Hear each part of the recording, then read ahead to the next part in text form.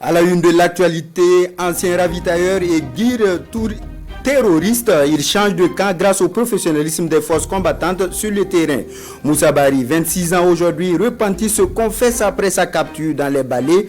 Ignorance, naïveté et peur, il dit être jadis complètement embobiné par son maître chanteur. Son histoire en début d'édition.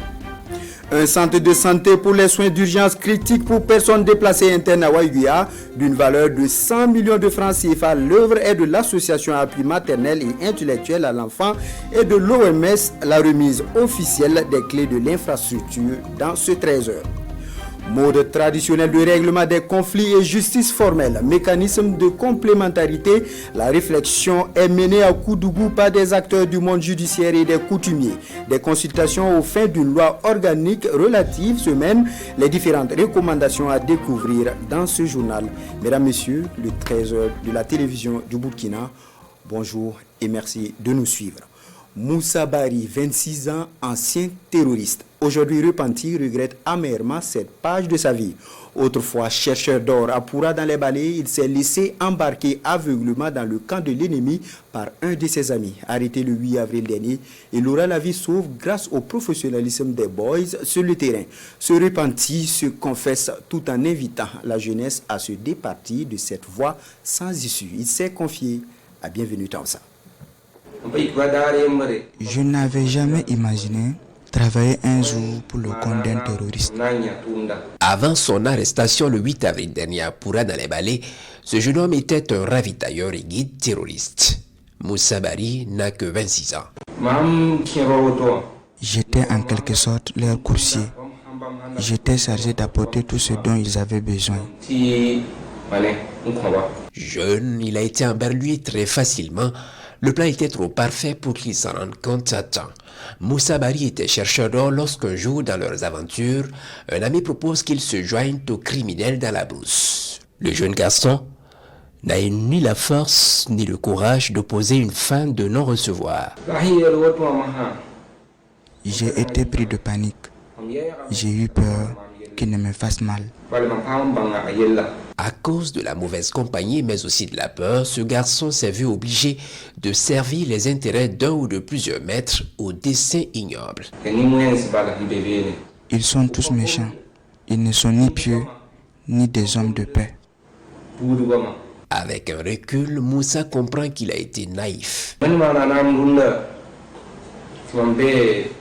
Grâce à Dieu, j'ai été capturé par les FDS.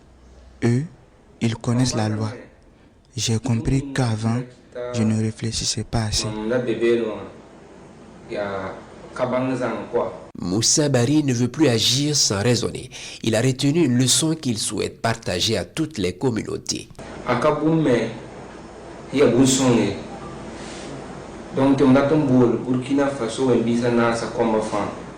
Le terrorisme ne construit pas un pays. Ça n'apporte que destruction. J'invite tous les Burkinabés à s'en démarquer. Être terroriste, c'est emprunter une voie sans issue. Moussa Bari en est convaincu à présent. Il invite tout le monde à fuir cette aventure malheureuse. La lutte contre l'insécurité, c'est l'un des défis actuels du Burkina et le gouvernement peut compter sur le Fonds monétaire international. C'est l'information rapportée par le directeur du département Afrique du FMI au Premier ministre. Lors d'une audience accordée par le chef du gouvernement, ils ont surtout échangé sur des questions de développement. Le point avec Wenyam Achille Kabouri. Le Fonds monétaire international FMI soutient le Burkina dans sa quête pour le bien-être social. Son directeur du département Afrique échange avec le Premier ministre sur des questions de financement de certains secteurs de développement. Des questions liées à l'énergie et à l'humanitaire sont abordées. J'ai eu une très bonne discussion avec le Premier ministre. Le Premier ministre m'a expliqué tous les défis que le Burkina font face ce jour-ci.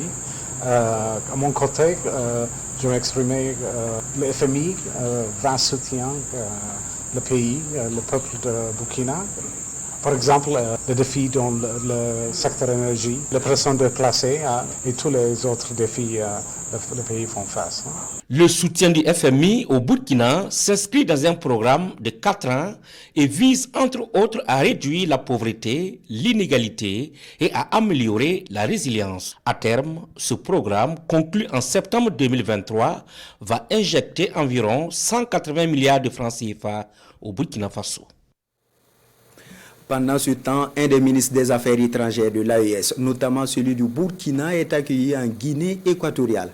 Karamoko Jean-Marie Traoré est arrivé hier à Malabo pour une visite de travail et d'amitié. Son accueil est marqué par une grande mobilisation des autorités équato-guinéennes et surtout des Burkinabés pour traduire leur reconnaissance au capitaine Ibrahim Traoré. L'ambiance avec Sanoa Christine Koulibaly. Aéroport international de Malabo. Arborant les couleurs nationales, c'est une communauté burkinabé fortement mobilisée. Chauffée à blanc et scandant le nom du capitaine Ibrahim Traoré qui attend son ministre de tutelle.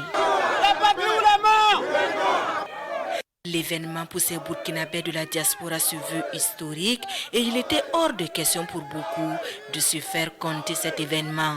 Sur lequel nous sommes vraiment très mobilisés, très contents de pouvoir accueillir notre cher ministre. Et qu'on a annoncé l'arrivée de son Excellence, monsieur le ministre, en tout cas les Burkinabés sont impatients pour le voir et pour lui transmettre leurs salutations. On lui souhaite bonne arrivée en Guinée équatoriale et aussi bon séjour aussi en Guinée équatoriale.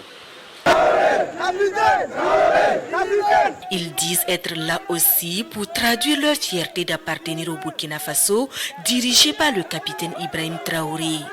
Un président sous le leadership duquel le Burkina Faso se repositionne sur la scène internationale. On est très content du président Ibé. C'est qu'on demande que Dieu la donne longue vie, qu'il pouvoir continuer tout ce qu'il fait. Et nous savons qu'aujourd'hui, le Burkina Faso se trouve dans la bonne main. Voilà, donc c'est pour cela les Burkinabés, vous les voyez.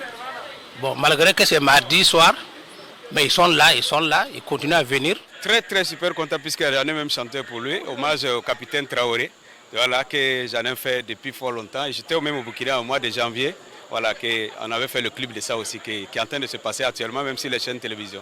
Commence donc pour le ministre Traoré sa délégation, 72 heures de visite de travail et d'amitié en Guinée équatoriale. Un séjour qui sera mis à profit pour échanger avec ces Burkinabés sur leurs préoccupations en terre d'accueil, mais aussi sur la situation nationale. Retour au Burkina où la problématique de l'accès à l'eau potable réunira vendredi prochain à Ouagadougou les ministres en charge de l'eau de l'UEMOA. En prélude à ce rendez-vous, des experts des 8 pays de l'espace sont réunis pour une rencontre préparatoire. Ils attendent poser les bases de cette session à travers des recommandations. Le lancement des travaux avec Issoufou Kabori et Romial Patrice Toui. Des experts de l'UEMOA en conclave à Ouagadougou. Ces spécialistes des ressources en eau et assainissement de l'espace échangent sur le point 6 des objectifs de développement durable, ODD 6. L'ODD 6 traite en effet de la problématique de l'accès à l'eau et à l'assainissement dans les pays membres. Au cours de ces travaux prévus pour durer 3 jours, les experts échangeront sur l'état de mise en œuvre de l'ODD 6 dans les 8 pays membres. Il était opportun de nous retrouver pour faire un bilan global, voir ce qui a marché et puis également pouvoir dégager des défis. Cette rencontre des experts de l'UEMOA se tient en prélude à celle des ministres en charge des ressources en eau et de l'assainissement de l'Union qui doit se tenir le 12 juillet prochain à Ouagadougou. Invite est donc faite aux experts à mener des réflexions approfondies pour la réussite de la dite rencontre. Ce que nous attendons concrètement, c'est de passer en revue les différents indicateurs pour voir comment est-ce que ces indicateurs-là ont évolué. Et ensuite, après une appréciation de ces indicateurs, il faut proposer des solutions qui permettront donc de booster ces indicateurs-là pour faire en sorte qu'à l'horizon 2030, les pays de l'UEMOA soient en tout cas considérés comme des pays exemples. La rencontre de haut niveau du 12 juillet sera une occasion pour les experts d'échanger avec les ministres en charge de l'eau et de l'assainissement de l'UEMOA sur les conclusions du 10e Forum mondial de l'eau tenu en mai dernier à Bali, en Indonésie. Autre point de l'actualité, en réponse aux besoins alimentaires et aux risques climatiques, le ministère en charge de l'agriculture lance officiellement 2 nouveaux projets avec pour cible particulière les personnes déplacées internes. Il s'agit du programme africain de gestion intégrée des risques climatiques et du projet de renforcement durable de la résilience à l'insécurité alimentaire et nutritionnelle. Zone d'intervention 6 régions du Burkina. Alassane Kedrebego, Tanga Kafando. 2 nouveaux projets pour accroître la résilience des petits exploitants agricoles et les communautés rurales et améliorer leurs moyens de subsistance et la sécurité alimentaire.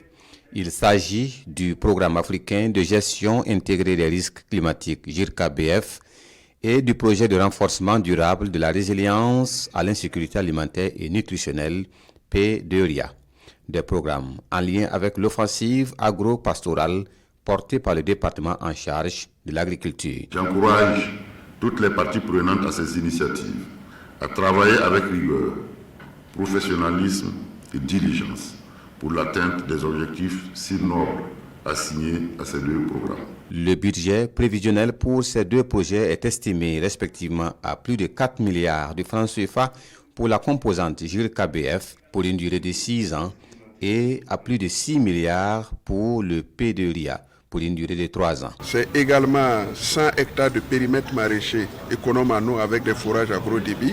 C'est 400 micro-entreprises rurales intervenant dans les 4 filières d'intervention du projet qui auront leurs plans d'affaires qui seront financés. C'est environ 2000 têtes de caprins qui seront mises à la disposition des pro-pauvres, ceci dans l'optique justement d'améliorer leur capital productif en ce qui concerne le secteur des ressources animales, sans oublier bien entendu tout ce qui est question de formation. Le FIDA, le Fonds vert pour le climat et le développement agricole, la Banque mondiale, la Banque africaine de développement, l'African Risk Capacity, le Bureau de coordination du système des Nations Unies et l'ambassade du Canada au Burkina Faso sont les partenaires qui accompagnent la mise en œuvre de ces 2 projets.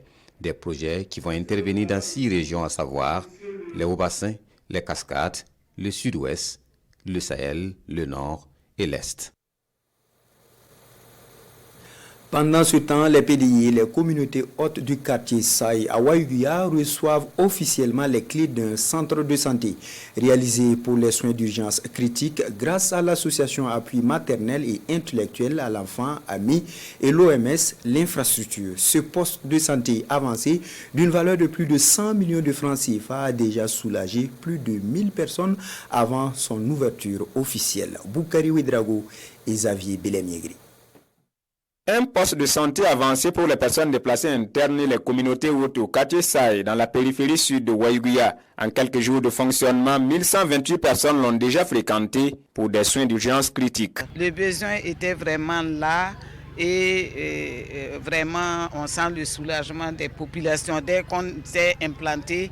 En tout cas, c'était une satisfaction d'un besoin qui était vraiment ressenti et exprimé. Dans la région du Nord, 68 formations sanitaires sont fermées à cause de l'insécurité et l'ouverture de ce poste de santé avancé est un ouf de soulagement pour les acteurs du système sanitaire. Quand vous regardez les statistiques en termes de consultation de la formation sanitaire qui couvre habituellement cette zone, ils ont pratiquement multiplié leurs consultations par 3, 4 voire plus. Il faut reconnaître qu'il y a des populations qui sont éloignées de nos formations sanitaires, c'est-à-dire la nécessité de construire d'autres formations sanitaires dans la ville de Waïguya y est, mais en entendant ces postes de santé avancés vont beaucoup aider la population en réduisant les distances à parcourir, en réduisant également le délai de prise en charge. 3 infirmiers diplômés d'État, 2 agents itinérants de santé et une sage-femme travaillent dans ce centre de santé. Ce que nous on a comme conseil pour les patients, de nous approcher, d'accepter, dire ce qu'il y a, on va les aider. Ce projet réalisé par l'association Appui maternel et intellectuel à l'enfant et l'Organisation mondiale de la santé a coûté plus de 108 millions de francs CFA. Plus de 31 875 patients y sont attendus sur une durée de 8 mois. À Bobo de Lasso, l'association Face au Canou Tien Fort Kene a sonné la mobilisation de ses membres autour des actions de solidarité, remise de vêtements, de savons aux personnes déplacées internes et une opération de collecte de sang sont au programme. Environ 100 poches de sang sont attendues. Kassoum Milogo et Kadouro Menki. À l'appel de l'association Tien Fort Kene, ses membres répondent par l'affirmative. Ils sont mobilisés ici pour offrir un peu de leur sang afin de sauver des vies. Des donneurs bénévoles inspirés par le capitaine Ibrahim Traoré qui, à l'occasion de la journée mondiale du donneur de sang, est allé faire le geste salvateur. Comme le capitaine et président vient de le faire, vraiment on est obligé de se sensibiliser pour venir donner à sauver les vies. Je suis très content de me retrouver à cet lieu-là pour donner le sang, pour sauver nos militaires. Environ 100 poches de sang sont attendues à la fin de cette opération. L'association, selon ses premiers responsables, organise chaque 3 mois de telles opérations de don de sang. Une activité qui concourt au raffermissement des liens entre communautés. On parle de la cohésion sociale. La cohésion sociale, c'est quoi? C'est ce genre de choses. Donner son sang. Toi, tu es un bobo, tu es moussi, tu es birifort, tu es touchant. Mais si vous vous rassemblez pour donner vos sangs, ça montre même qu'il y a une cohésion sociale autour de soi. Solidarité manifestée également à l'endroit des personnes déplacées internes qui reçoivent des vêtements et des savons offerts par les membres de l'association Tien Fort Kene. C'est parti pour la semaine nationale de l'information et de l'orientation SIO. La 9e édition a ouvert ses portes hier à Ouagadougou au profit des nouveaux bacheliers. Elle se veut un cadre d'échange avec les acteurs du ministère en charge de l'enseignement supérieur pour un choix éclairé des filières d'études. Moussaki pour le compte-rendu. La 9e édition de la Semaine nationale de l'information et de l'orientation des nouveaux bacheliers de la session 2024 s'ouvre ainsi dans la capitale burkinabé. Une semaine consacrée à des échanges sur les différentes filières de formation dans les universités du Burkina. L'objectif est de permettre à ces nouveaux bacheliers d'opérer un bon choix pour la suite de leur carrière professionnelle. L'initiative est portée par la Direction générale du Conseil à l'orientation universitaire et des bourses DGCOB. Nous allons présenter donc des communications qui vont montrer aux nouveaux bacheliers comment s'inscrire dans les universités du Burkina à travers la plateforme appelée Campus Faso. Pour les bourses, ils peuvent approcher donc la direction générale en charge des bourses et des conseils à l'orientation. Mais il y a aussi le FONER et le CENU qui s'occupent donc d'allocation et de prêts, mais aussi donc de réservation, enfin de chambres et de restauration universitaire. Une délégation gouvernementale est présente à l'ouverture de la Semaine nationale de l'information et de l'orientation de Ouagadougou.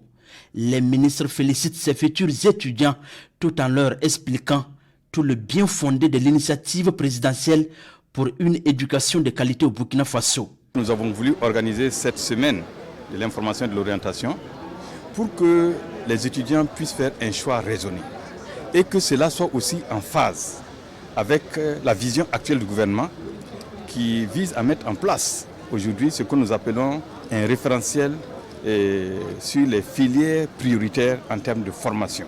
Nous voulons créer toutes les conditions optimales pour permettre à l'étudiant de pouvoir avoir un apprentissage de qualité. La 9e édition de la Semaine nationale de l'information et de l'orientation se tient sur le thème « Opportunités de financement des filières prioritaires de l'enseignement supérieur au Burkina Faso ». Après l'ouverture de cette cérémonie, les membres du gouvernement visitent les stands des universités et instituts de formation du Burkina Faso. Cap sur Koudougou, des acteurs du monde judiciaire, des leaders coutumiers et des représentants de l'administration mènent la réflexion sur les mots traditionnels de règlement des conflits. Il s'agit de trouver les canaux pour faire cohabiter cette forme de justice alternative avec la justice formelle. Ces consultations de Koudougou prévoient par ailleurs l'élaboration d'une loi organique consacrant les mécanismes traditionnels de règlement des conflits.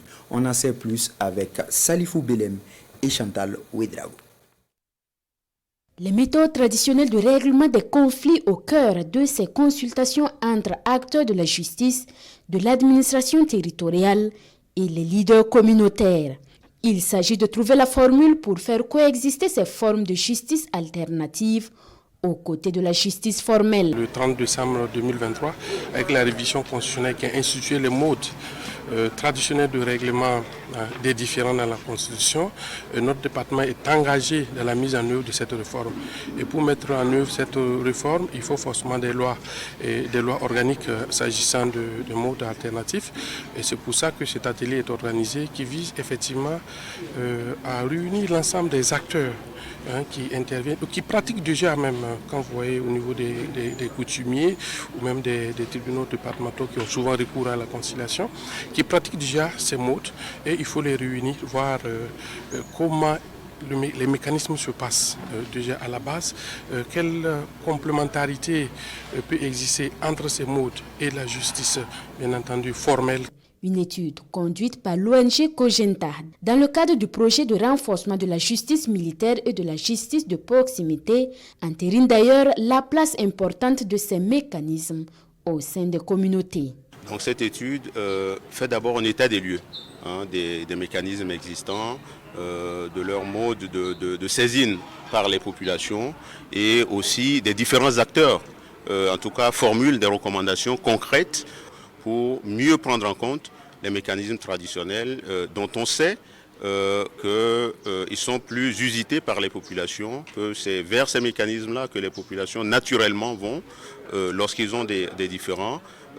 D'abord, d'une part, parce qu'elle est mieux comprise, ils sont mieux compris, ces mécanismes par ces populations, mais aussi parfois il y a une distance, comme je l'ai dit dans mon intervention, une distance psychologique, une distance qui peut être financière, la justice a un coût, et il peut y avoir une distance technique aussi. Les résultats de ces réflexions sont très attendus afin de peaufiner les réformes judiciaires en cours au Burkina. Un autre enjeu de cette démarche, c'est de faire correspondre l'offre de justice aux attentes des populations. Dim Tansoba Belem Peka, il est le nouveau chef de guerre, le ministre de la Défense suprême des armées du Mogo en remplacement du défunt Dim Tansoba Djigemde. Intronisé hier à Zaktouli, il est le 13e Dim Tansoba. L'ambiance de son installation avec Siedi Larien et Frédéric Nintiema. Vêtu de rouge, le Dim Tansoba Belem Peka, le tout nouveau chef de guerre et des guerriers du royaume de Ouagadougou. C'est lui, le désormais ministre de la Défense suprême des armées du Mogo. «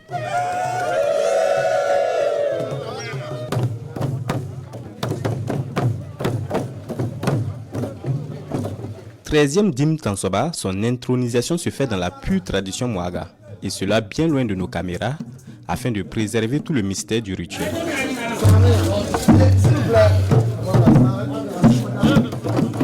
Commandant en chef des armées, chef de guerre consacré par le Mogo Naba Bango, le Dim Tansoba Belem Peka est intronisé non pas au palais du Mogo, mais ici à Yorguin, dans la commune rurale de Zaktouli.